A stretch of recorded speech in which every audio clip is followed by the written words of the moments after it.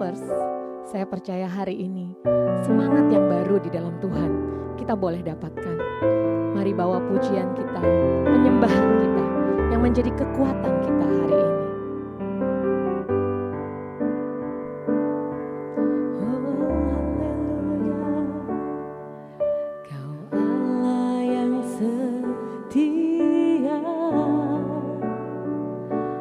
Penolong dalam kesesakan, sumber kekuatan di saat aku membutuhkan.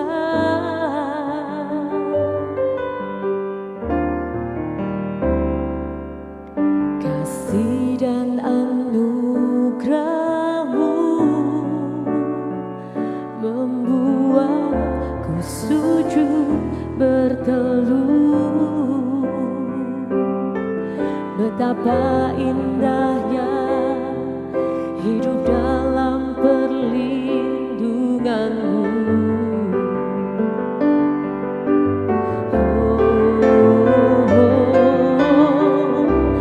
Hanya Engkau yang menawan hatiku. Kerinduanku hanya padamu, Kau kekasih jiwaku. Oh Yesusku, Kau lembutkan hatiku, mengasihiku dan memimpinku. Kau Allah kekuatanku.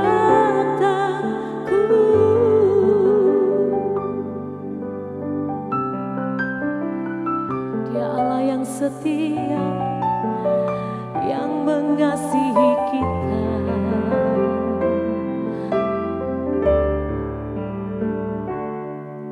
Kau Allah yang setia, penolong dalam kesesakan, sumber kekuatan di saat aku membutuhkan.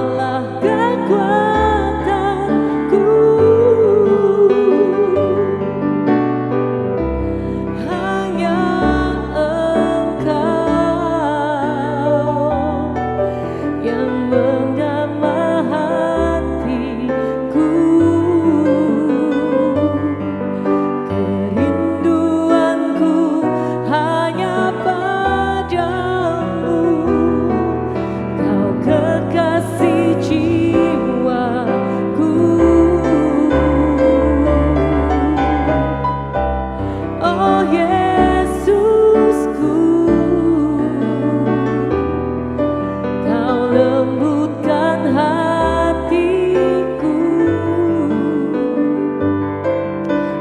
mengasihiku dan membimbingku.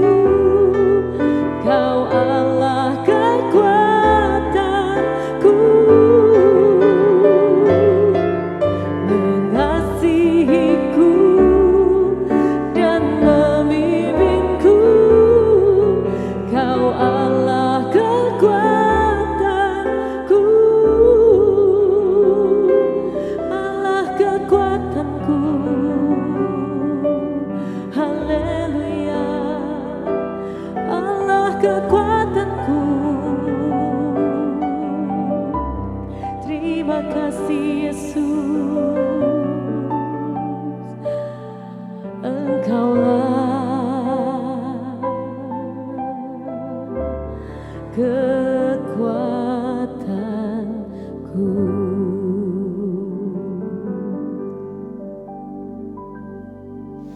Salam saudara terkasih dimanapun saudara berada. Kembali lagi kita akan merenungkan firman Tuhan. Dalam kesempatan kita kali ini, kita akan mengangkat tema 3 maksud Allah mengizinkan badai cobaan. Nats dalam renungan kita kali ini akan saya ambil di dalam Lukas pasalnya yang ke-8 ayatnya yang ke-22 sampai 25. Pada suatu hari Yesus naik ke dalam perahu bersama-sama dengan murid-muridnya. Dan ia berkata kepada mereka, "Marilah kita bertolak ke seberang danau." Lalu bertolaklah mereka. Dan ketika mereka sedang berlayar, Yesus tertidur. Sekonyong-konyong turunlah taufan ke danau, sehingga perahu itu kemasukan air dan mereka berada dalam bahaya. Maka datanglah murid-muridnya membangunkan dia. Katanya, "Guru, guru, kita binasa." Ia pun bangun, lalu menghardik angin dan air yang mengamuk itu. Dan angin dan air itu pun reda, dan danau itu menjadi teduh. Lalu katanya kepada mereka, "Di manakah kepercayaanmu?" Maka takutlah mereka dan heran. Lalu berkata seorang kepada yang lain, "Siapa gerangan orang ini, sehingga ia memberi perintah kepada angin dan air, dan mereka taat kepadanya." Saudaraku terkasih, ayat yang kita bacakan ini bercerita tentang badai yang menghantam murid-murid Tuhan Yesus dalam perjalanan mereka. Saudaraku, jikalau kita percaya pada Tuhan Allah yang mengajarkan bahwa segala sesuatu telah ditetapkan oleh Allah, maka kita harus percaya bahwa badai yang menimpa Yesus juga murid-muridnya itu bukanlah sesuatu yang kebetulan. Semua itu tentu ada tujuannya. Dan karena itu Tuhan Yesus mau kita benar-benar menyerahkan diri kepadanya. Ya, dan karena itu pula kalau hidup kita dihantam oleh badai dan gelombang kehidupan, kita tidak perlu berteriak-teriak karena kita adalah murid-muridnya.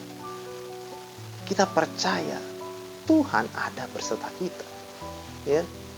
Jangan malah sebaliknya, kita malah berteriak, ya, menyalahkan Tuhan, seolah-olah Tuhan tertidur, Tuhan diam. Saudaraku, semua yang terjadi dalam hidup kita termasuk permasalahan, pergumulan, itu bukanlah sebuah kebetulan, saudara. Ya, semua ada tujuannya. 3 maksud Allah mengizinkan badai cobaan. Ya. Yang pertama, maksud Allah mengizinkan badai cobaan adalah Tuhan mau agar murid-muridnya menyadari kelemahan mereka. Ya, termasuk kita. Tuhan mau kita menyadari kelemahan kita. Ya, suatu hal yang bukan kebetulan ketika badai cobaan silih berganti datang di hidup kita. Ya. Begitupun dengan murid-murid Tuhan Yesus. Tidak kebetulan peristiwa itu terjadi di Danau Galilea. Ingat ya bahwa beberapa dari murid Tuhan, ya, beberapa dari murid Yesus adalah mantan nelayan, saudara. ya, yang sudah biasa mengarungi Danau Galilea. Boleh dibilang itu adalah ya lapangan mereka. Mereka itu udah biasa menjadi nelayan di sana dan sudah tahu begitu melihat arus, melihat gelombang, sudah tahu, tidak pernah ketakutan. Namun kali ini ketakutan. Ya, bisa dibilang mereka sudah berpengalaman ya di tempat itu. Tapi justru mereka malah ketakutan. Ya, dengan badai dan gelombang yang menghantam mereka dan mereka nyaris binasa. Saudaraku terkasih, apa sih sebenarnya yang mau dikatakan Tuhan lewat semuanya ini? Tuhan sedang mau mengatakan kepada kita bahwa sesungguhnya kita ini lemah di hadapan Tuhan. Sama seperti tujuan Tuhan kepada murid-muridnya. Ya, Tuhan sedang mau katakan bahwa sesungguhnya mereka adalah orang-orang yang lemah, yang tanpa Tuhan pasti mereka binasa, saudara. Ya, setiap badai kehidupan yang menghantam hidup kita sesungguhnya adalah pesan Tuhan untuk kita. Jadi semua yang terjadi dalam hidup kita ada maksud Tuhan. Ya,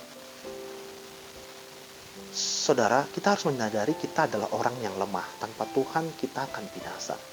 Ya, kita sadar bahwasannya kita butuh Tuhan. Tanpa Dia kita akan binasa dan tentunya kita tidak bisa mengontrol segala sesuatu. Hanya Tuhan sumber pertolongan kita. Ya, kita harus seturut dengan firman-Nya, seturut dengan keinginannya.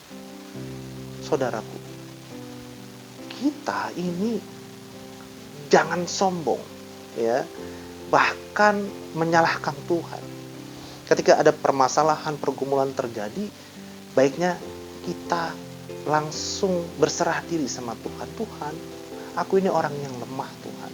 Tolong aku, Tuhan. Jangan sombong. Kita bisa menyelesaikannya dengan kekuatan sendiri, jangan. Ya. Apalagi menghardik Tuhan begitu ya, seolah-olah Tuhan diam, Tuhan tertidur. Jangan, saudara. Ya. Nah, saudaraku terkasih, hari ini kita sama-sama belajar bahwasannya kita manusia lemah. Ya, tanpa Tuhan kita akan binasa. Kita akan bertemu lagi besok, masih dengan tema besar yang sama, 3 maksud Allah mengizinkan badai cobaan ini. Tentunya besok kita akan belajar tentang bagaimana Tuhan mau menguji dan menguatkan kita, murid-muridnya, dengan pencobaan-pencobaan yang kita alami. Terima kasih. Itulah renungan singkat pada kesempatan hari ini. Mari kita berdoa. Bapa di surga, terima kasih Tuhan atas penyertaan-Mu Tuhan. Kami mau Tuhan terus bersimpuh di kaki-Mu. Kami mau terus Tuhan disadarkan bahwasannya kami adalah manusia yang lemah. Tanpa Engkau Tuhan kami binasa. Terima kasih Tuhan. Terima kasih. Di dalam nama Tuhan Yesus kami telah berdoa. Haleluya. Amin. Saudaraku terkasih, bila mana saudara merasa diberkati oleh video-video ini, saudara bisa membagikannya ke orang-orang terdekat saudara. Terima kasih. Tuhan Yesus memberkati.